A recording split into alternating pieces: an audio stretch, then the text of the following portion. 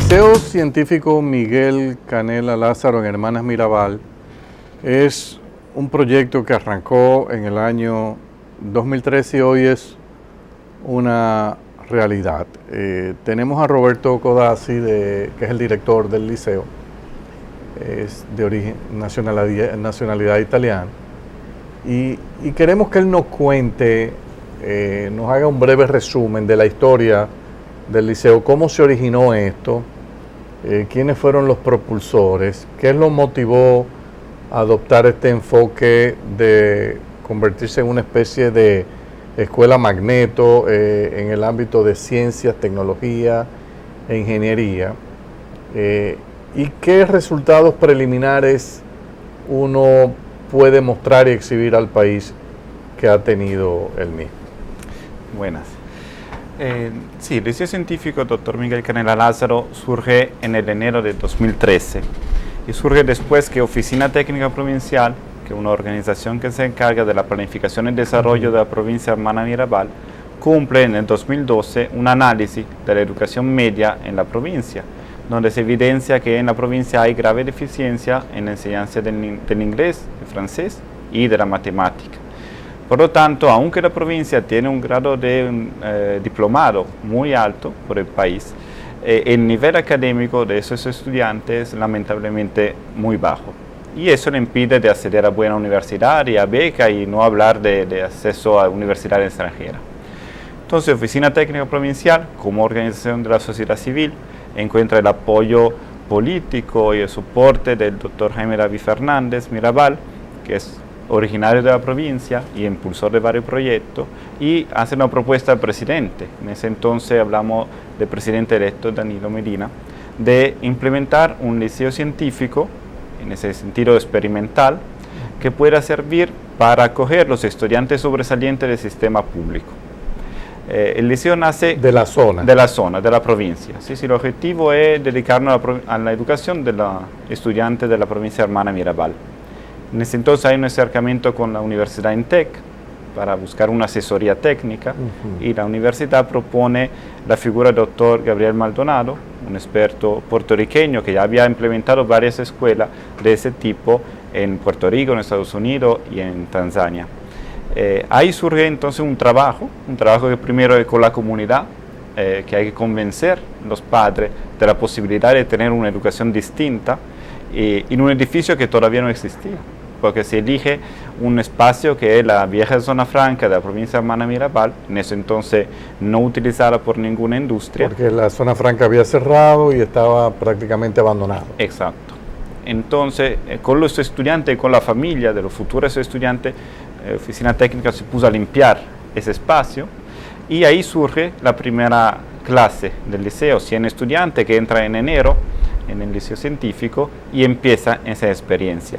Ya esos estudiantes se han graduado el año pasado del liceo, y los resultados, después de 4 años de implementación de un sistema basado en enseñanza de idioma, de ciencia, tecnología y matemática en particular, en una educación constructivista basada en proyectos y en crear ciudadano crítico, los resultados son positivos, sea en prueba nacional, la mayoría de ellos salieron en el 5% mejores de todos los estudiantes de la regional de San Francisco, sea en acceso a la universidad. Tenemos varios estudiantes graduados y becados. 3 de ellos están en Estados Unidos, 2 de ellos están becados en UNIBE, otro en INTEC, y hay otro estudiante que está ahora mismo en Francia, que eran posibilidades que hasta aquel entonces eran imposibles pensar para quien hubiera estudiado en la provincia Hermana Mirabal. Sí, ustedes, ¿cómo es el cuerpo profesoral? O sea, ¿ustedes se están nutriendo de profesores que surgen de la provincia o están beneficiándose también de tener profesores que traen de fuera del país? Una de las características del acuerdo que Oficina Técnica hizo con el Ministerio de Educación es la posibilidad por parte del liceo de elegir su docente, los profesores. En eso ahora mismo tenemos un 50% de docente dominicano, la mayoría de ellos de la provincia, y otro 50% de profesores extranjeros que vienen por un lazo de tiempo, algunos de 2 años, otros de 3, de 4, trabajan en pareja profesional con la parte dominicana para hacer una transferencia de competencia, de técnica didáctica y de contenido también. Ok, y los cursos, cuando tú dices que es más una educación constructivista en el sentido de que está más basada en el desarrollo de proyectos que lo que es el aprendizaje tradicional. Explícanos en detalle, por ejemplo, una clase yo vi cuando pude ir al liceo que tienen clases como de arquitectura, otras como de ingeniería, el área de matemáticas, ciencias sociales. ¿En qué se diferencia ese proceso de enseñanza que ustedes están dando de lo que es una enseñanza convencional o tradicional? Principalmente hay 2 formas de enseñar. Una donde el profesor es el que tiene todo el conocimiento y lo transmite a los estudiantes, y la otra es donde el profesor es una guía y pone a los estudiantes a descubrir los conocimientos. Claro, tiene que manejar muy bien todo el contenido para saber dónde guiar a los estudiantes. Lo que nosotros pedimos a los profesores es que no se dé clase frontal, que no haya una hora de explicación de un profesor hacia los estudiantes, sino que haya posibilidades para los estudiantes de descubrir los contenidos. Entonces el profesor los enlaza. Algunas materias son más fáciles aplicar ese estilo, por ejemplo la de ingeniería y arquitectura, que es una materia que no está en el currículo dominicano y que insertamos ahí bajo el modelo STEM, de ciencia, tecnología, ingeniería, matemática, que permite desarrollar 5 o 6 proyectos en el curso del año, donde los estudiantes tienen que cumplir un reto. Tienen que llegar a construir una casa que pueda aguantar 200 libras.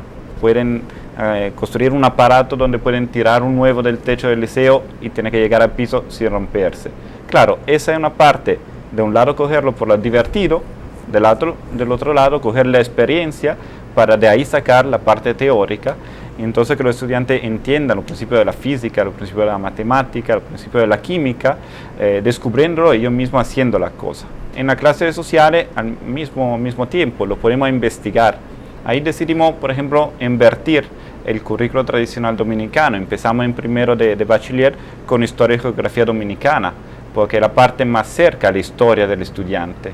Entonces, toda una parte de investigación sobre la historia familiar, sobre el origen de la familia de cada estudiante, sobre su experiencia de los padres, de los abuelos durante la dictadura, ¿no? Lo llevamos mucho a conocer la isla, ¿no? Porque no es lo mismo explicar la cordillera en un mapa que ir a pasarse una noche en una loma, ¿no? Ahí se sale, se descubre, se ven las matas, se descubre el frío que hace en la loma, ¿no? Y entonces esa parte, ese conocimiento, son los conocimientos que quedan en la experiencia del estudiante. La mayoría del conocimiento se entra por la vista y no por el oído. Entonces no podemos centrarnos en la escuela a contarle cosas a los estudiantes, porque ese conocimiento es de muy bajo tiempo, se pierde muy rápidamente. Sí. Una de las características que uno queda sorprendido cuando asiste al Liceo Científico de Salcedo es el nivel de compromiso de los estudiantes con la propuesta educativa y con el centro. Los estudiantes te reciben, conocen el centro, hablan con orgullo de él, incluso tienen la facultad y el orgullo de presentar en distintas lenguas. Hay quien te lo presenta en inglés, hay quien te lo presenta en francés. ¿Cuál creen ustedes que ha sido la principal razón por la cual se genera ese cambio de actitud de los jóvenes para con el centro educativo, Roberto? Estos jóvenes no están ahí porque es la escuela que le queda cerca de casa. Algunos de ellos cogen una guagua que hace 20 kilómetros y antes de la guagua tienen media hora de camino a pie para llegar a la parada. Entonces tienen que elegirlo y tienen que estar muy convencidos que quieren estar ahí. Además cumplen un horario muy estricto, entran a las 8 de la mañana, salen a las 4:10 y solo hay 40 minutos de descanso a la hora de comida. Eso quiere decir que esos estudiantes están eligiendo la escuela, ¿no? Claro, también la escuela está eligiendo a los estudiantes porque tenemos un sistema de evaluación bastante estricto. Entonces no dan por descontado su permanencia ahí. Ellos están ahí y a veces pelean con la familia, ¿no? Que no quiere soltarlo, que no quiere que se vayan tan lejos, o que no quiere que regresen el sábado o el domingo a coger clase optativa. Entonces eso le aumenta su sentido de pertenencia al liceo, a la escuela. Además que muchos de los cursos tienen como objeto la creación de cosas que permanecen en la escuela. El curso de ingeniería contribuye en la construcción de elementos de la escuela, ¿no? En parasoles, en muebles. El curso de sociales parte de la historia del lugar, ¿no? De la historia de la zona franca, ¿no? El curso de la parte de economía se maneja mismo de la nave industrial que todavía tenemos ocupada por industria, ¿no? Entonces todo eso hace sí que ellos se sientan constructores de la escuela. Eso es su espacio, ¿no? Nosotros estamos ahí ayudándolo a ellos. Cuando tú dices, los estudiantes, por ejemplo, se lanzan en un proyecto que implica construir una vivienda que sea capaz de soportar peso, y tú dices, bueno, ellos tienen que aprender conceptos de física. ¿Cómo es ese proceso? O sea, ellos tienen que despertar cada uno de ellos su curiosidad por aprender esto, o el profesor los guía, le indica dónde buscar, qué tipo de literatura, dónde están los libros, o a través del internet. ¿Cómo es el proceso de investigar, que es algo fundamental? En la vida profesional hoy, un profesional que no es capaz de investigar va a tener problemas. Entonces, ¿cómo ustedes están logrando que los estudiantes no se limiten únicamente al aspecto divertido de la construcción, del diseño, y que despierten también ese interés, logren despertar el interés por el research, por la investigación? Sí, hay un proceso en el sistema de investigación. El profesor lanza un reto, los estudiantes tienen que ponerse una pregunta con relación a ese reto, tienen que investigar, realizar un prototipo, analizar la falla del prototipo y volver a diseñar una nueva solución. Todo proyecto tiene por lo menos 2 o 3 realizaciones antes de llegar al modelo final. Y algunas de esas son de sesiones, ¿no? Porque cuando el prototipo, la profesora se sienta encima, el prototipo desaparece porque no era bastante sólido, es un proceso de sesiones. Los estudiantes quedan muy mal en eso. Pero eso es parte del proceso de investigación. Lo que le enseñamos a ellos es que las soluciones no están ahí en Wikipedia, ¿no? La solución hay que buscarla y crearla y volver a experimentarla hasta no lograr un resultado que sea aceptable. En eso tienen acceso a un centro de cómputo de forma guiada, en alguna hora están ahí con los profesores, y otra forma libre. Ellos pueden acceder por la mañana antes que empiece la clase, en la hora de almuerzo o en la tarde antes de coger la guagua. Pueden regresar el sábado a la escuela si necesitan seguir profundizando. Tenemos una biblioteca abierta y accesible de forma permanente, donde el estudiante también se le invita a buscar.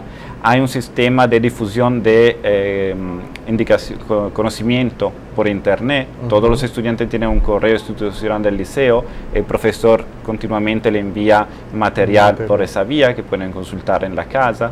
Tenemos también un libro electrónico donde se carga material didáctico y algunos estudiantes pueden llevarse a la casa. Acordemos que nosotros hablamos mayormente de hogares pobres. En la provincia de Manas y Mirabal, y en nuestros estudiantes, por la gran mayoría, vienen de hogares pobres, donde no hay acceso a internet, donde la luz eléctrica es muy deficitaria, y por eso estamos intentando implementar cuanto más instrumentos posible para que ellos puedan obviar a las problemáticas de la misma casa. ¿Cómo es el horario de docencia, de clase de ustedes en el liceo? ¿Y cómo se han logrado adaptar los muchachos a la rigurosidad que tienen? Sí, tenemos 2 horarios. Eso debido a una debilidad que tenemos en el transporte. Pero los estudiantes más grandes del segundo ciclo de secundaria entran a las 8 de la mañana en clase. Eso quiere decir que la formación a las 7:45 y terminan algunas a las 3:20 y otras a 4:10. Como decía, con 40 minutos de descanso. Los estudiantes más pequeños entran en clase a las 8:50 y terminan a las 4:10. Es un horario fuerte. De hecho, los primeros meses, cuando los estudiantes entran nuevos en el liceo, llegan muy cansados al final del día, pero van acostumbrándose. Ahí está también la inteligencia del profesor de planificar la clase dependiendo a la hora que le toca, ¿no? Porque no es lo mismo dar matemática a las 8 de la mañana que darla a las 3 de la tarde. Por eso en la tarde vamos concentrando mayormente la actividad de educación física, de laboratorio, de los cursos electivos, que son cursos adicionales elegidos por profesores y estudiantes, que son de mayoría experimental o de expresión artística. Ahí tenemos también música, teatro, coro, muralismo y otras actividades que sirven para desarrollar la creatividad. Sí, ustedes tienen también cursos sobre el medio ambiente. Exacto. Sí, que tenemos algo que no se enseña comúnmente. Exacto. Tenemos el curso de Ciencias Naturales de primero de bachiller, nosotros nos llamamos Ciencias Ciencias Ambientales, y trata en el curso del año todo el enfoque de relación entre hombre y medio ambiente, tratando el tema de biología, de geología, pero enfocándose siempre en la relación entre hombre y medio ambiente y cómo mayormente el hombre afecta de forma negativa el medio ambiente. Además de eso tenemos algunos cursos electivos en medio ambiente y una academia sabatina de ciencias medioambientales. ¿Y cómo es el proceso de admisión? Por ejemplo, una joven proveniente de un hogar de bajos ingresos que se interesa por este proyecto y dice, yo quiero ingresar al liceo. ¿Cómo es el proceso de admisión que ustedes tienen establecido? Bueno, primero una primera indicación que pedimos es la nota con que se presenta el estudiante como primer índice de evaluación. Porque el liceo comienza en séptimo. Ahora sí, comienza en séptimo. En séptimo. Entonces pedimos que haya un promedio por arriba del 85 o en casos particulares que la familia se acerque al liceo explicando eventuales dificultades que se han tenido ligadas a enfermedades o a viajes, por ejemplo. Entonces tenemos el examen de admisión en la parte de matemática y lógica y en la parte de español, comprensión del texto. No vamos tanto a evaluar los contenidos que tiene el estudiante, cuanto su capacidad de elaborar un pensiero y de entender un dato, una gráfica, un dibujo, identificar los personajes de una historia, que son lo que nos pueden predecir una predisposición a aprender. Qué interesante. Vamos a hacer una pausa ahora y continuamos conversando con Roberto en el próximo segmento.